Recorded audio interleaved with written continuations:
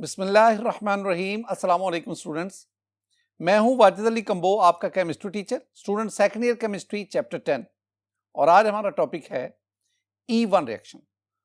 Student, beta elimination reaction, last lecture में हमने E2 को पढ़ा, आज हम E1 को स्टडी कर रहे हैं। तो हम आगाज करते हैं बीटा एलिमिनेशन यानी E1 reaction.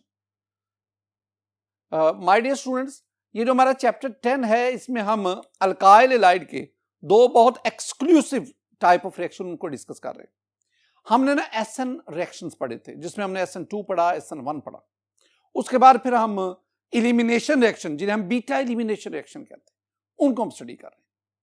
My dear student, जब आप E1 इसको स्टडी करें, आपके जहन में SN1 आना चाहिए, क्योंकि SN1 और E1 ये दोनों एक दूसरे को कंपीट करते हैं। लिहाजा आपने E1 को पढ़ने से पहले SN1 रिएक्शन मैकेनिज्म और इसकी तमाम हेडिंग जो हमने डिस्कस की थी लेक्चर में, वो आपको आनी चाहिए। अगर वो आपको आती है तो इस टॉपिक को स्टडी करना कतई मुश्किल नहीं है। पहले मैं डेफिनेशन की बात करता हूं। My dear student, E1 reaction two steps elimination reaction, यानी like SN1 it completes in 2 steps. वो भी SN1 भी 2 स्टेप्स में था। 2 steps elimination reaction in which leaving group leaves first. तो SN1 में भी यही था। 2 स्टेप्स में से पहले स्टेप में लीविंग ग्रुप सबस्टेट को लीव करता है और followed by the removal of hydrogen atom is called, यानी आपने सबस्ट्रेट से अल्काइल हैलाइड से एक हाइड्रोजन और एक हैलोजन रिमूव करवाना है। तो पहले स्टेप में अल्काइल हैलाइड से हैलोजन रिमूव होगा, दूसरे स्टेप में हाइड्रोजन रिमूव होगा और यूं अल्काइल हैलाइड अल्कीन में कन्वर्ट हो जाएगा। अगर यह रिएक्शन 2 स्टेप्स में हो रहा है, this one is E1 reaction, beta elimination unimolecular E1 reaction. Example में आ जाए स्टूडेंट, ये मैं आपके सामने एक सिंपल से एग्जांपल ले रहा हूं। अब इसमें देखें, ये वाला जो कार्बन है जिस पर ब्रोमीन लगा हुआ है, this one is alpha carbon, और ये वाला कार्बन बीटा, ये बीटा और ये बीटा कार्बन। अब हम क्या कहेंगे? हम कहेंगे जब आप इसका अल्कोहलिक QH से रिएक्शन करवाएंगे, ये जो अल्फा कार्बन है इससे ब्रोमीन पोटेशियम के साथ मिलकर KBr बना देगी। और ये जो 3 बीटा कार्बन है, हर बीटा कार्बन के पास 3 हाइड्रोजन हैं, बीटा हाइड्रोजन हैं। तो इन तीनों बीटा हाइड्रोजन में से कोई एक, ये जो आपके पास 3, 6, 9 बीटा हाइड्रोजन में से कोई एक बीटा हाइड्रोजन OH के साथ मिलेगा और क्या बना देगा? वाटर। जिस बीटा कार्बन से हाइड्रोजन रिमूव होगा वो बीटा कार्बन अल्फा कार्बन के साथ क्या बनाती है? Double bond. यूं आपके पास प्रोडक्ट क्या बना स्टूडेंट? प्रोडक्ट आपके पास बना कार्बन, ये वाला कार्बन, इसके साथ 2 मिथाइल ग्रुप हैं, CH3 और ये CH3 और ये आपके पास CH3। ये मैं ऊपर लिख देता हूं, ये 2 मिथाइल ग्रुप आ गए। अब इस कार्बन और इस कार्बन के दरमियान डबल बॉन्ड, वो मैं ये लिख देता हूं। और ये जो कार्बन है, ये बीटा कार्बन, इसके पास अब 3 के बजाय 2 हाइड्रोजन रह गए, ये बन गए plus KBr plus H2O। This one is E1 reaction. अब इसमें यह भी ध्यान में रखो, ये जो आपके पास है, this one is tertiary butyl bromide. 2 इसके नाम हैं, कॉमन नेम इसका टर्शरी ब्यूटाइल ब्रोमाइड। स्टूडेंट, इसका एक और भी नाम है, और वो क्या? ये देखो, ये कार्बन नंबर 1, ये कार्बन नंबर 2, ये कार्बन नंबर 3। आपके पास कार्बन चेन 3 कार्बन पर मुश्तमिल, तो पेरेंट नेम क्या बना? प्रोपेन। ये 2 पे ब्रोमीन है, 2 पे मिथाइल है, तो ब्रोमीन मिथाइल, तो 2 ब्रोमो 2 मिथाइल प्रोपेन, यानी इसका दूसरा नाम आपके पास क्या है? अयोपिक नेम 2 ब्रोमो 2 मिथाइल प्रोपेन। ये एक टर्शरी अल्काइल हैलाइड है। रिएक्शन हुआ, आपके पास ये प्रोडक्ट बना। ये प्रोडक्ट क्या है? दिस वन इज आइसोब्यूटाइलीन, आइसोब्यूटाइलीन, या इसका जो अयोपिक नेम अगर आप देखेंगे 1 2 3, या 2 methyl propene, simply 2 methyl propene, ये इसका नाम।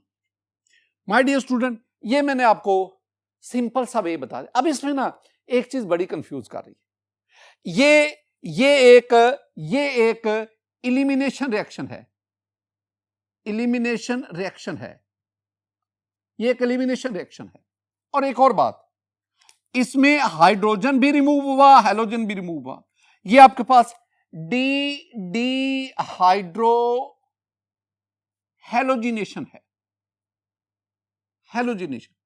इसमें आपके पास क्या बन रहा है, पाई बॉन्ड की फॉर्मेशन होती है। इसमें आप अल्काइल हैलाइड को अल्कीन में कन्वर्ट कर रहे हैं, अल्कीन में।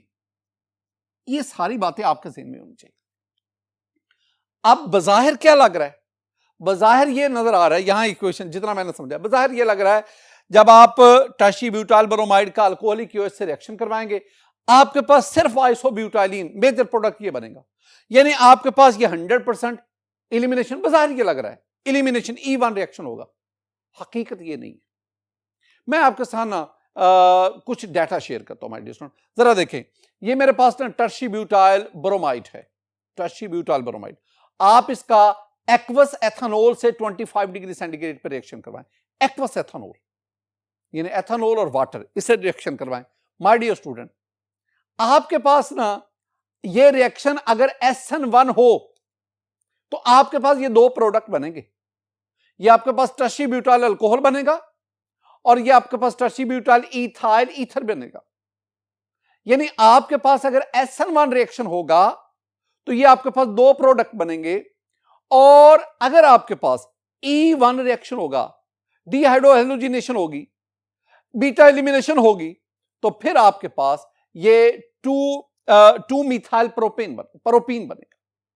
माय डियर स्टूडेंट, अगर आप इसको क्वांटिटेटिवली देखें ना, तो SN1 में जो आपके पास प्रोडक्ट बने वो आपके पास 83% बन रहे हैं, और E1 का जो प्रोडक्ट बन रहा है वो सिर्फ और सिर्फ 17%। इसका मतलब ये हुआ कि जब टर्शीब्यूटाइल ब्रोमाइड इसका एक्वस एथेनॉल से रिएक्शन करवाते हैं तो रिएक्शन ज्यादातर SN1 मैकेनिज्म को फॉलो करता है, E1 मैकेनिज्म को बहुत कम फॉलो करता है। और ये आपके पास क्वांटिटी ऑफ प्रोडक्ट यील्ड आपको बता रही है 83% SN1 के लिहाज से और 17% E1 के लिहाज से। तो इसका मतलब क्या हुआ, इसका मतलब हुआ है कि E1 कंपीट्स SN1 reaction, E1 SN1 को कंपीट करती है। अब ये कंडीशन बताती हैं, ये कंडीशन बताती हैं कि क्या E1 फेवरेबल होगा या SN1 फेवरेबल होगा। माय डियर स्टूडेंट, हम ना आगे इसके मैकेनिज्म की तरफ बढ़ते हैं। मैकेनिज्म, अगर आपके ज़हन में SN1 का मैकेनिज्म है ना, आप उसको ज़हन में लाएं। E1 का और SN1 both completes in 2 steps, और इन दोनों में जो पहला स्टेप है वो बिल्कुल सेम है, एक जैसा। यही स्टेप जो अभी मैं आपको बताने जा रहा हूं ना, यही आपने SN1 में पढ़ा था। स्टेप 1 क्या है, स्टेप 1 में आपके पास ये tertiary butyl bromide alkyl halide, tertiary alkyl halide, इसकी आयोनाइजेशन होती है।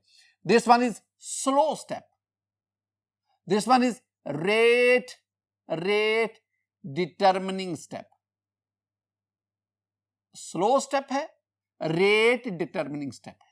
इसमें होता क्या है, इसमें यह कार्बन जो sp3 हाइब्रिडाइज्ड है, ये कार्बन जो है यहां पे ना, यहां पे ये हीट्रोलिटिक फिशन होती है, ये दोनों इलेक्ट्रॉन हैलोजन के पास गए। ये जो कार्बन है ये sp3 से अपनी हाइब्रिडाइजेशन चेंज करके sp2 पे लाती है।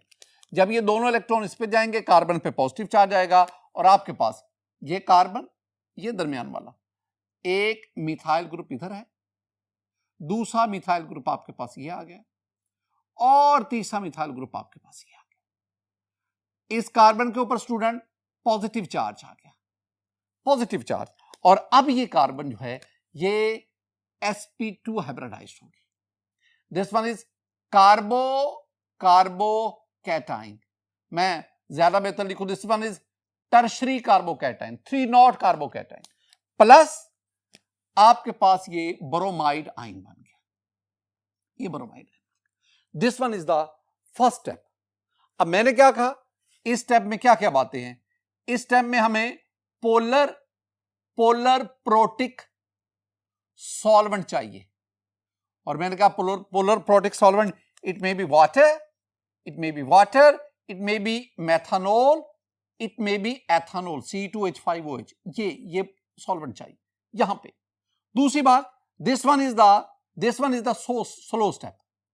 अगर कोई रिएक्शन एक से ज्यादा स्टेप्स में मुकम्मल हो तो उसमें जो स्लो स्टेप होगा that is rate determining step, RDS, rate determining step. और इसमें रिएक्टेंट का एक मॉलिक्यूल इन्वॉल्व है, और वो कौन सा मॉलिक्यूल इन्वॉल्व है? वो अल्काइल हैलाइड है, अल्काइल हैलाइड। अब याद रखना, इस बात को आपने ध्यान में रखना है, चूंकि रेट डिटर्मिनिंग स्टेप में सिर्फ एक रिएक्टेंट इन्वॉल्व है और वो अल्काइल हैलाइड है। इसका मतलब क्या हुआ कि ये जो रिएक्शन है ये यूनिमॉलिक्यूलर होगा, और इसका जो रेट है वो सिर्फ कंसंट्रेशन ऑफ अल्काइल हैलाइड पे डिपेंड करेगा। ये वो बातें जो अभी हम आगे चल के भी डिस्कस करेंगे। माय डियर स्टूडेंट, अब इसी अगर आप रिएक्शन को देखेंगे ना तो दिस वन इज एंडोथर्मिक, ये एंडोथर्मिक स्टेप है। ये सारी बातें जो मैं बोल रहा हूं ना, ये मैंने SN1 मैकेनिज्म समझाते हुए आपसे की, वही बातें आपने E1 में की। हाँ, जो SN1 और E1 में इख्तलाफ आता है ना मैकेनिज्म के लिहाज से, वो स्टेप 2 में आता है। जरा देखें, ये मेरे पास आ गया कार्बोकैटाइन। अब गौर तलब बातें माय डियर स्टूडेंट, बहुत अहम बातें। कार्बोकैटाइन बना, अब ये आपके पास ना न्यूक्लियोफाइल है, it is obtained from solvent. अब जरा मेरे ना दो बातें जरा गौर से सुनना माय डियर स्टूडेंट। अगर मैं यही स्ट्रक्चर आपके सामने लिखता हूं, देखें ये मेरे पास कार्बोकैटाइन आ गया, ये OH नेगेटिव। देखो, अगर ये OH नेगेटिव बतौर न्यूक्लियोफाइल एक्ट करे, if the solvent will act as a nucleophile, अगर ये बतौर न्यूक्लियोफाइल एक्ट करेगा तो ये पॉजिटिव चार्ज वाले कार्बन के साथ बॉन्ड बनाएगा, उस पर अटैक करेगा, और आपके पास ये जो प्रोडक्ट बनेगा ये या अल्कोहल होगा या ईथर होगा, और ये रिएक्शन जो होगा दिस वन इज SN1। लेकिन अगर यही जो सॉल्वेंट है, if the solvent will act as a base, अब बेस का काम क्या होता है? बेस का काम यह होता है कि वो प्रोटॉन को अब्स्ट्रैक्ट करता है, वहां से प्रोटॉन को निकालता है। अगर ये बतौर बेस काम करेगा OH नेगेटिव, फिर ये क्या करेगा? ये इस टर्शी कार्बोकैटाइन इससे प्रोटॉन एब्स्ट्रैक्ट करेगा।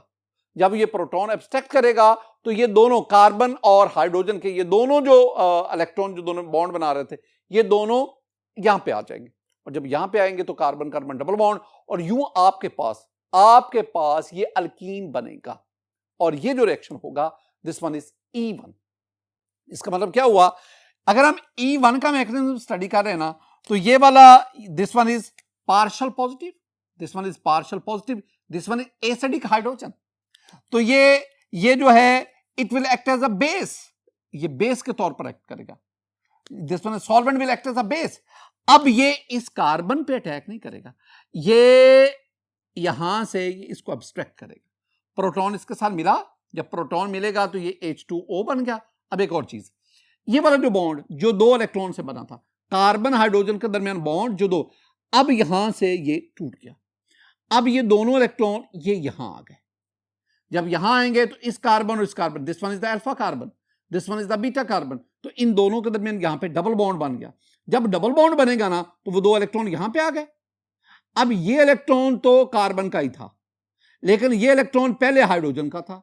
अब ये इलेक्ट्रॉन इस कार्बन को दे दिया, और यूं इस पे पॉजिटिव चार्ज क्या हो गया? खत्म हो गया। पॉजिटिव चार्ज कब आया? डेफिशिएंसी ऑफ इलेक्ट्रॉन की वजह से, और जब इलेक्ट्रॉन इसको मिल गया तो पॉजिटिव। और यूं आपके पास क्या बना? देखो, ये कार्बन वो कार्बन जिस पर पॉजिटिव चार्ज था, लेकिन अब नहीं रहा। इसके साथ दो हाइड्रोजन, दो मिथाइल, एक ये मिथाइल CH3, एक ये मिथाइल CH3, ये मिथाइल, ये मिथाइल, दो मिथाइल। अब इस कार्बन और इस कार्बन के दरमियान डबल बॉन्ड, ये डबल बॉन्ड मैंने बना दिया। और स्टूडेंट आप जानते हैं कि इस कार्बन के पास दो हाइड्रोजन है, ये मैंने CH2 लगा दिया। ये जो मैकेनिज्म था जिसमें जिसमें ये सॉल्वेंट बतौर बेस काम कर रहा है, it follows the E1 reaction, ये E1 मैकेनिज्म को फॉलो कर रहा है। माय डियर स्टूडेंट, ये जो बातें हमने पढ़ी है ना, ये आगे मुख्तलिफ हेडिंग के एग्जामिनेशन पॉइंट ऑफ व्यू से ना हमें वो तमाम पॉइंट जो हमने डिस्कस किए उनको हेडिंग के साथ आगे बयान करते। तो देखिए स्टूडेंट्स, हमने कहा कि this one is 2 steps reaction, 2 steps. मैंने कहा कि पहला स्टेप क्या है, that is the ionization, ionization of RX mean alkyl halide. दूसरी बात, दूसरे स्टेप में क्या हुआ है, दूसरे स्टेप में solvent will act as a base, it abstracts